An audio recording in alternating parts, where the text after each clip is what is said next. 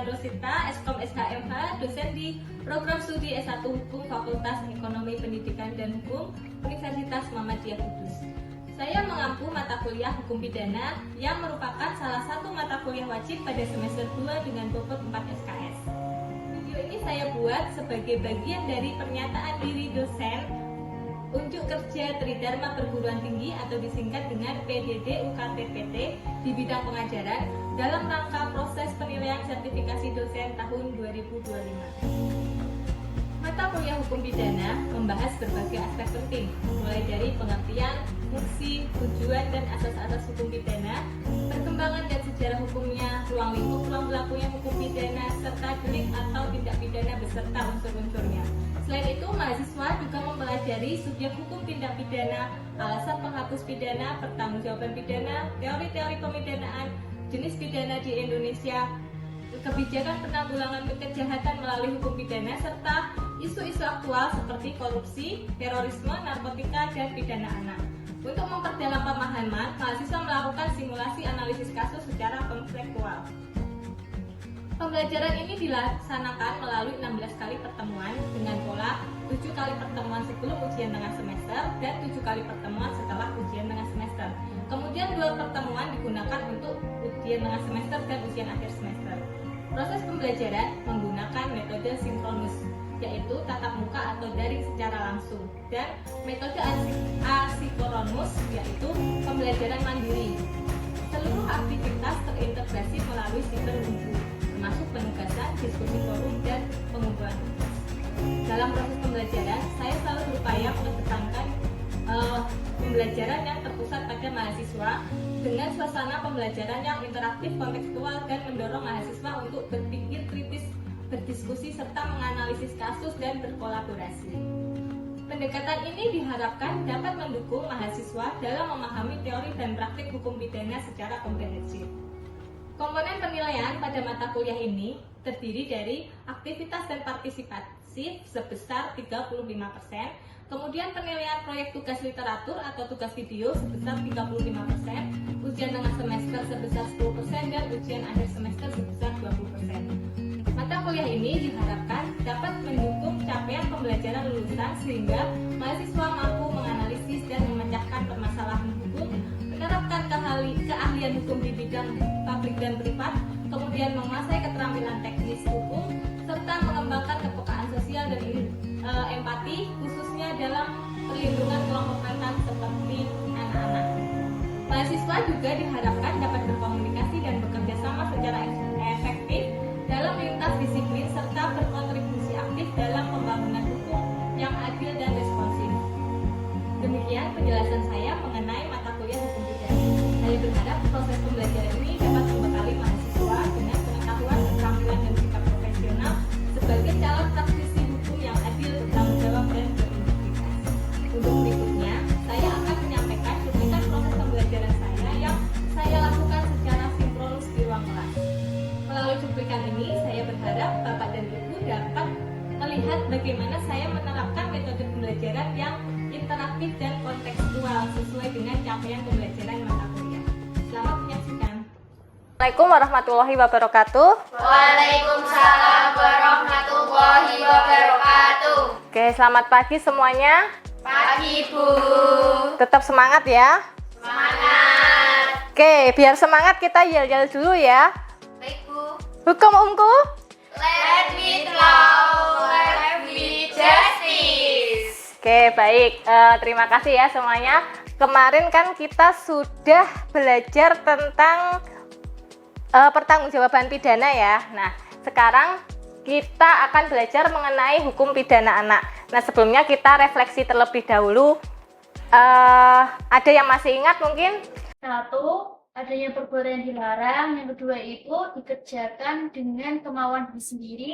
Ketiga itu pelaku mengetahui akibat dari perbuatannya. Oke, berbicara tentang hukum pidana anak di sini teman-teman pasti akan berpikiran bahwa anak tersebut itu melakukan tindak pidana. Nah, anak yang melakukan tindak pidana itu dinamakan anak yang berkonflik dengan hukum. Oke, di sini anak yang berhadapan dengan hukum itu diatur di dalam pasal 1 angka 2 Undang-Undang Nomor 11 Tahun 2011 ini tentang sistem 2012. Ini tentang sistem peradilan pidana anak. Nah, anak yang berhadapan dengan hukum itu dibagi menjadi 3, yaitu anak pelaku tindak pidana, kemudian anak yang menjadi korban tindak pidana, dan anak yang menjadi saksi tindak pidana. Ada yang ingin menjawab mengenai anak yang menjadi korban tindak pidana? Saya, Bu. Ya, Mbak Nisa ya. Betul ya Mbak Nisa, ini saya sambil menghafalkan ya. Anak korban tindak pidana adalah anak yang berusia 18 tahun yang mengalami penderitaan fisik, mental, atau kegiatan ekonomi akibat suatu tindak pidana. Oke, terima kasih ya Mbak Nisa. Kemudian yang terakhir adalah anak yang menjadi saksi tindak pidana. Yang cowok nih, dari tadi yang perempuan terus. Saya, Bu. Mas Adnan. Anak yang menjadi saksi adalah anak yang berumur 18 tahun yang dapat memberikan keterangan tentang suatu perkara pidana yang didengar, dilihat, atau dirasakan sendiri. Ya, terima kasih tadi Mbak Nisa, Mbak Hasna, sama Mas Adnan ya. Kemudian anak pelaku tindak pidana itu adalah anak yang melakukan tindak pidana. Jadi anak yang usianya kurang dari 18 tahun yang melakukan tindak pidana. Nah, tindak pidana itu bisa berupa kayak pemukulan, penganiayaan, kemudian pengeroyokan ataupun pengancaman dan pemerasan. Kemudian di sini sanksi pidana terhadap anak itu diatur di dalam pasal 23 Undang-Undang Nomor 3 Tahun 1997 tentang pengadilan anak. Nah, jadi kalau kemarin teman-teman kan sudah belajar tentang pemidanaan. Nah, di situ kan ada yang namanya pidana pokok dan pidana tambahan yang diatur di dalam pasal 10 KUHP ya. Nah, pidana pokok itu kan ada pidana penjara, kurungan, kemudian pidana denda dan pidana pengawasan. Nah, untuk anak yang menjadi pelaku tindak pidana ini juga sama diberikan sanksi pidana yang diatur di dalam pasal 23 Undang-Undang Nomor 3 Tahun 1997. Nah, ini ada 4, jadi sama. Ada pidana penjara, pidana kurungan, kemudian pidana denda, dan pidana pengawasan. Pidana penjara yang diberikan untuk anak itu harus diberikan maksimal setengah dari pidana maksimal orang dewasa. Jadi misalnya di orang dewasa itu diancam pidana mati atau seumur hidup. Nah, pidana yang dilakukan untuk dijatuhkan untuk anak itu harus diberikan atau wajib diberikan maksimal setengah dari pidana orang dewasa. Kalau pidana mati atau seumur hidup, anak itu berarti harus wajib cuma 10 tahun. Itu menurut aturan di undang-undang. Kemudian sama dengan pidana kurungan dan pidana denda. Itu diberikan maksimal setengah dari maksimal pidana orang dewasa. Jadi kalau pidana kurungan misalnya di penjara 2 tahun. Nah, kalau yang pelakunya anak itu maksimalnya setahun, seperti itu. Oke, kemudian nah, di dalam pasal 24-nya itu diatur sanksi tindakan yang bisa dijatuhkan kepada anak yang melakukan tindak pidana. Di sini sanksi tindakan itu ada 3 ya, ada yang diatur dalam pasal 24, yaitu yang pertama mengembalikan kepada orang tuanya, walinya atau orang tua asuh. Kemudian yang kedua menyerahkan kepada negara untuk dilakukan pembinaan dan latihan kerja. Kemudian yang ketiga bisa diserahkan ke dinas sosial atau organisasi sosial kemasyarakatan yang memang bergerak di bidang pendidikan dan pembinaan serta latihan kerja.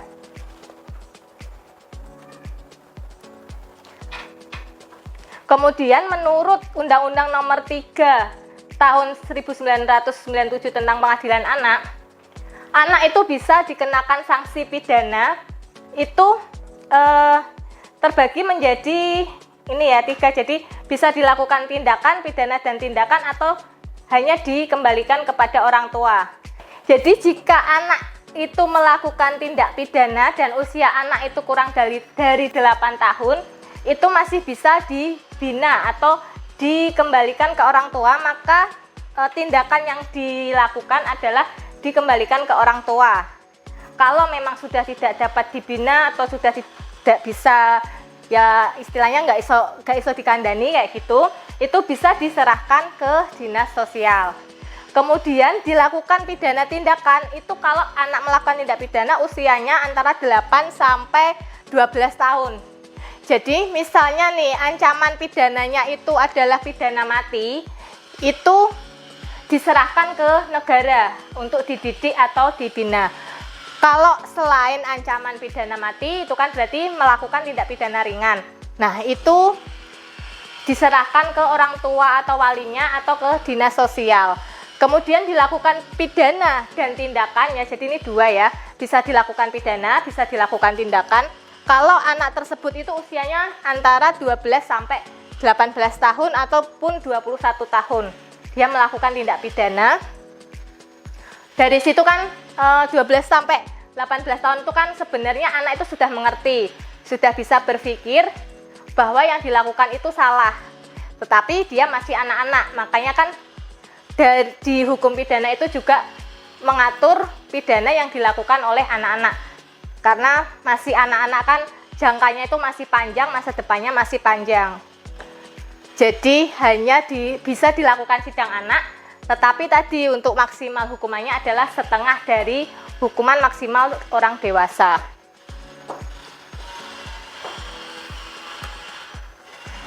Oke, aman ya ini kok pada diem semua?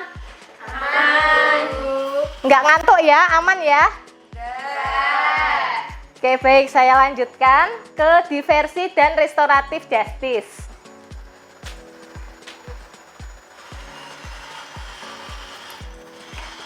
Oke, sebelumnya di sini pengertian dari diversi ya. Diversi itu adalah pengalihan penyelesaian perkara anak dari proses pidana ke proses di luar peradilan pidana. Nah, dalam pasal 7 Undang-Undang Sistem Peradilan Pidana Anak itu mewajibkan setiap tingkatan itu harus ada proses diversi. Harus diupayakan diversi terlebih dahulu sebelum diproses ke pengadilan atau ke persidangan. Jadi di kepolisian itu garda terdepan ya, itu harus diversi terlebih dahulu. Kalau di kepolisian tidak berhasil gimana? Ya dilimpahkan ke kejaksaan. Nah, nanti di kejaksaan itu juga ada proses diversi. Kemudian sudah diversi sampai ke kejaksaan, tidak berhasil, dilimpahkanlah ke pengadilan.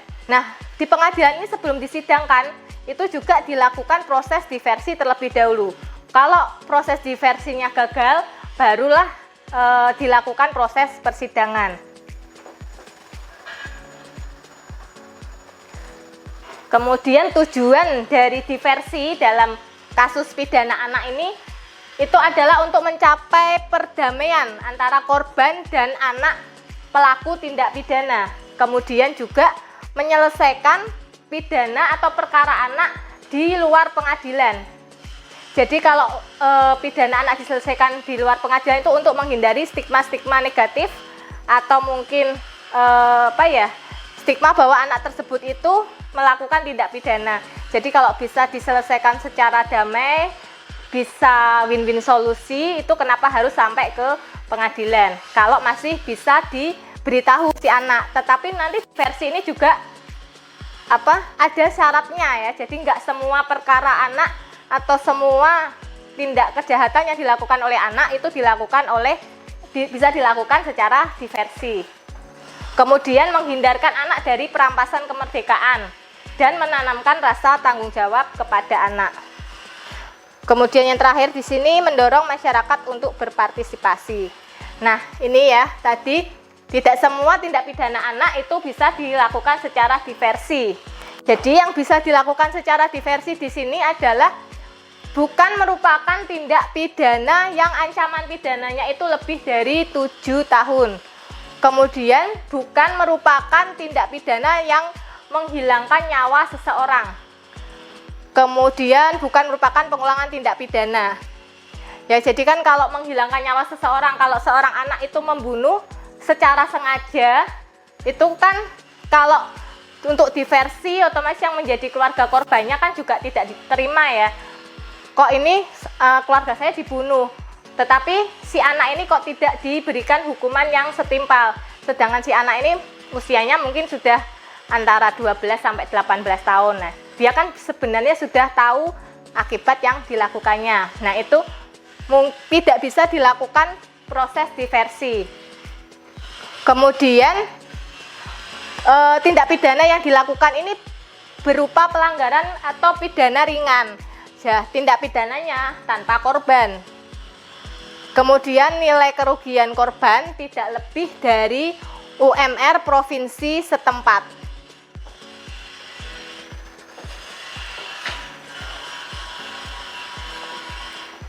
Kemudian di sini secara aturan sebetulnya pemerintah itu sudah menetapkan. Contohnya ada di pasal 66 Undang-Undang Hak Asasi Manusia. Dalam setiap proses peradilan anak, itu setiap anak itu berhak untuk tidak disiksa. Kemudian tidak boleh dihukum mati atau seumur hidup. Jadi seorang anak itu nggak boleh dipenjara seumur hidup. Maksimalnya hanya boleh 15 tahun. 15 atau 10 tadi ya? 10 ya? 10. Ya, hanya 10 tahun ya.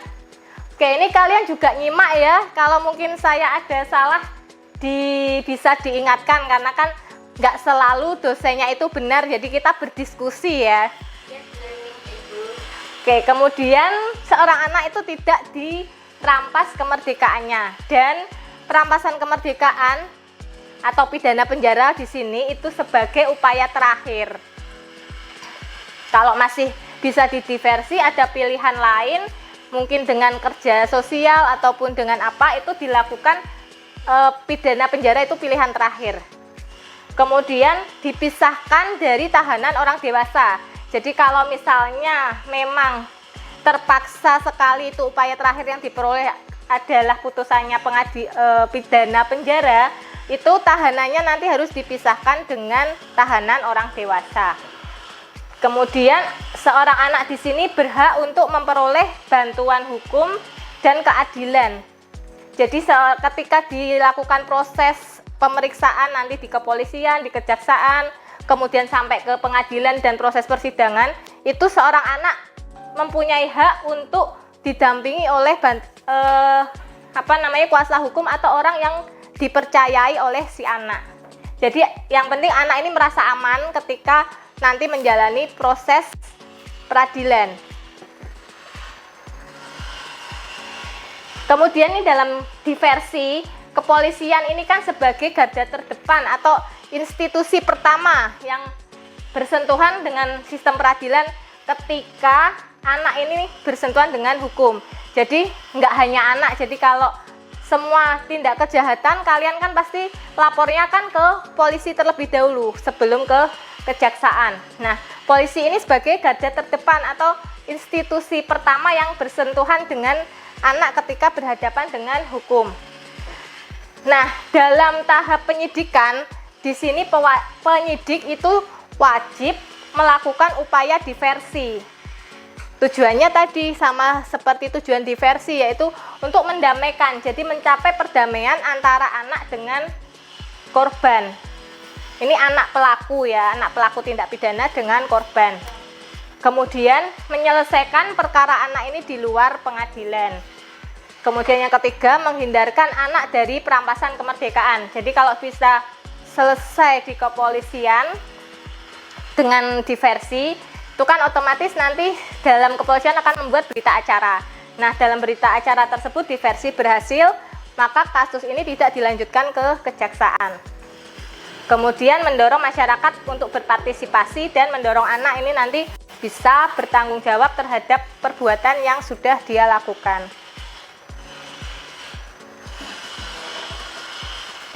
Oke, kemudian setelah kepolisian, nanti kalau diversi di kepolisian itu tidak berhasil, maka akan dilimpahkan ke kejaksaan. Jadi kejaksaan ini juga menentukan proses nanti si anak ini yang melakukan tindak pidana ini lanjut ke pengadilan atau enggak. Nah, dalam proses diversi di kejaksaan itu Undang-Undang Sistem Peradilan Pidana Anak itu menghendaki atau sudah mengatur bahwa setiap kejaksaan negeri itu harus memiliki penuntut umum anak untuk menangani pidana anak yang berkonflik dengan hukum. Nah, setiap kejaksaan negeri itu harus punya yang namanya jaksa anak. Nah, syarat untuk menjadi jaksa anak itu adalah dia sudah berpengalaman dulu nih sebagai penuntut umum. Kemudian dia itu mempunyai minat atau dia mempunyai perhatian lebih atau dedikasi lebih dan memahami masalah-masalah anak. Nah, yang terakhir yang paling penting dia sudah mengikuti pelatihan teknis tentang peradilan anak. Jadi harus mempunyai jaksa anak sendiri. Kemudian kalau di kejaksaan ternyata diversinya juga nggak berhasil, nanti akhirnya lanjut ke pengadilan. Nah, di pengadilan ini akan dilakukan lagi proses diversi. Setelah nanti menerima berkas dari jaksa penuntut umum, ketua pengadilan negeri di sini menetapkan hakim tunggal yang nanti akan menangani kasus anak tersebut. Nanti kalau berhasil dicapai kesepakatan, hakim itu akan membuat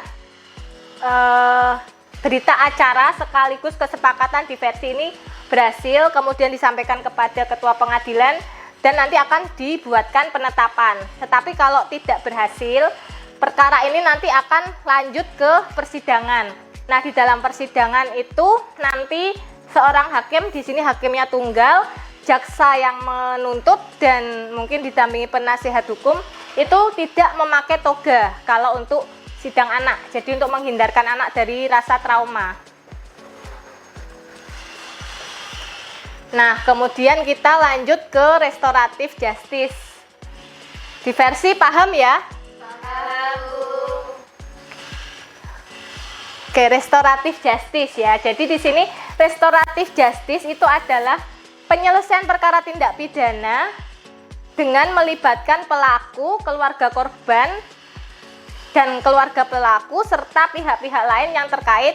Nah, mereka nanti di sana bermusyawarah untuk menyelesaikan atau mencari penyelesaian win-win solusi nih. Gimana caranya agar perkara tersebut itu bisa selesai dengan menekankan pemulihan kembali pada keadaan semula. Jadi restoratif justice itu intinya adalah pemulihan kembali, bukan pada pembalasan.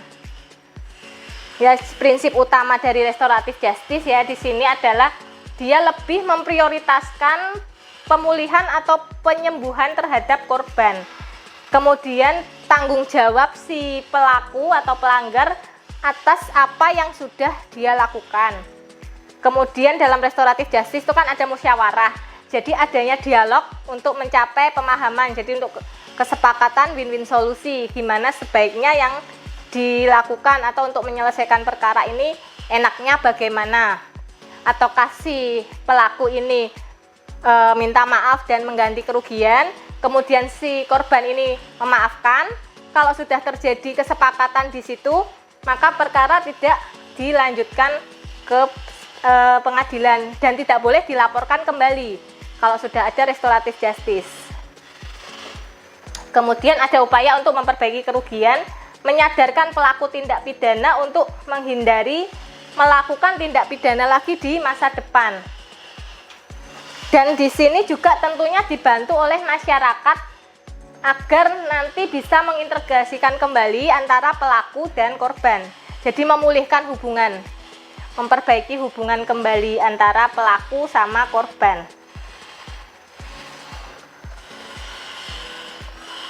Kemudian seperti diversi, restoratif justice itu juga mempunyai syarat ya. Jadi di sini syarat dari restoratif justice itu adalah jumlah kerugiannya di bawah 2,5 juta.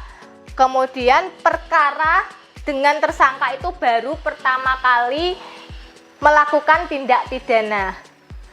Dan tindak pidana tersebut itu ancaman hukumannya tidak lebih dari 5 tahun. Jadi bukan tindak pidana pembunuhan. Kalau tindak pidana pembunuhan kan ancaman pidananya lebih dari 5 tahun.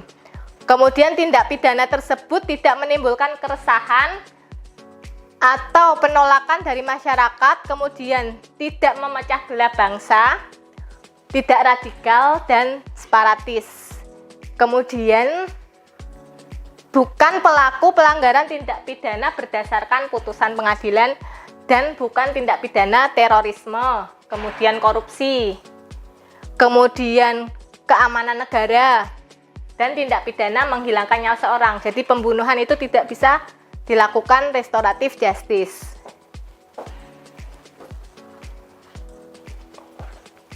Nah, ini perbedaan antara restoratif justice dengan diversi. Kalau di restoratif justice itu yang ditekankan itu adalah keadilan yang memulihkan, jadi pemulihan keadaan. Kalau di diversi itu yang ditekankan di sini adalah pengalihan perkara anak. Jadi pengalihan dari perkara anak dari proses pidana menjadi di luar proses pidana. Nah, subjeknya kalau restoratif justice itu bisa dilakukan oleh orang dewasa juga. Anak-anak juga bisa dilakukan restoratif justice. Orang dewasa juga bisa dilakukan restoratif justice.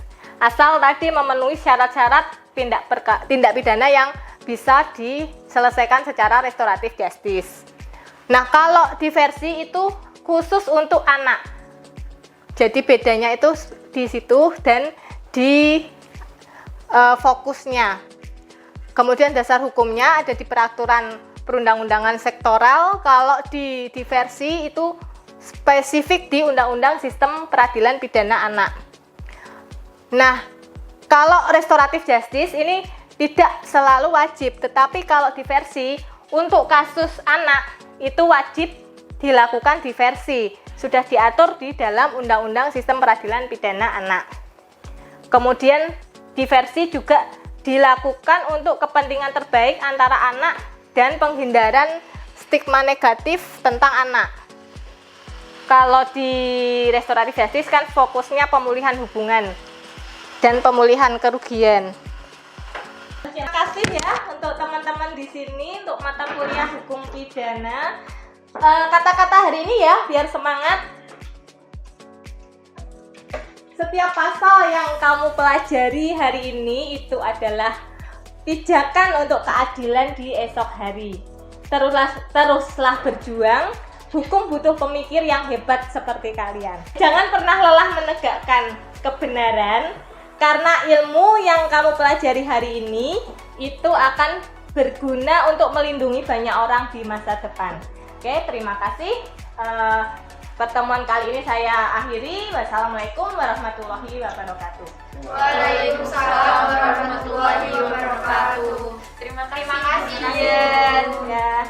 Demikian video deskripsi singkat yang saya buat pada mata kuliah hukum pidana. Semoga bermanfaat dan bisa memberikan gambaran mengenai kinerja saya di Universitas Muhammadiyah Kudus.